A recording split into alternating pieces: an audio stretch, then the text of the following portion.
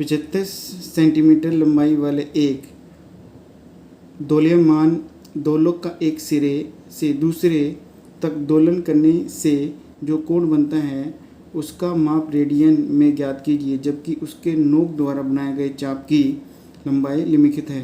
आपको 3 चाप की लंबाई दे रखी है, आपने कोण निकालना है रेडियन के अंदर। सबसे पहले बात करेंगे दोलयमान की। ये आपका होता है पेंडुलम। जैसे कि मैंने पेंडुलम को यहाँ बांधा हुआ है, इसके नीचे की तरफ एक वजन या पत्थर बंधा हुआ है। जब मैं इस पेंडुलम को गोल गोल घुमाऊंगा तो कुछ ये आपका सर्कल जैसा बनेगा।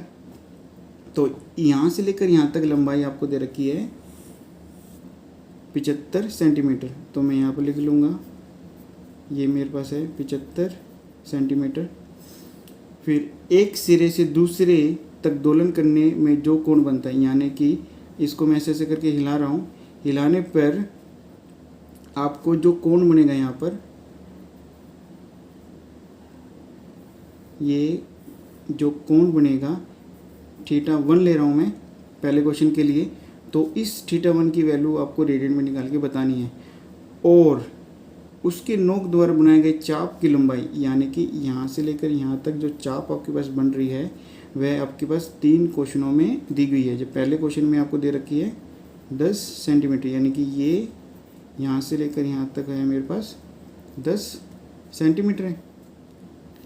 तो 75 आपका हो जाएगा। अगर मैं सर्कल के ऊपर आपको ध्यान लेके जाऊँ तो ये सर्कल है, ये मेरे पास होगा रेडियन, यानी कि आर की जो वैल्यू है वो 75 है। θ1 ले रहा हूँ तो यहाँ पर R1 ले लूँगा, तो ये जो वैल्यू मेरे को दे रखी है L1 की वैल्यू दे रखी है।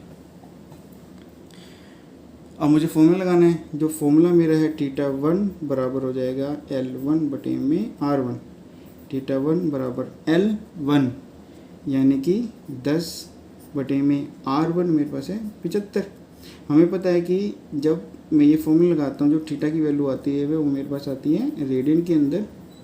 तो आपको जो आंसर निकालना था वो भी रेडियन के अंदर ही निकालना था, आपको चेंज नहीं करना है। तो दोस्तों इसको कर देते हैं सोल्व।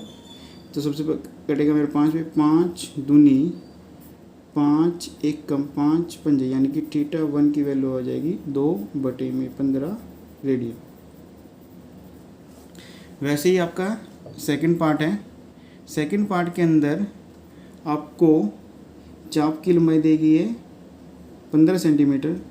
मैं इसको बना लेता हूँ, ये कुछ ऐसे है। यहाँ पर आपका पेंडुलम है और ये यहाँ पर ऐसे करके ये झूल रहा है।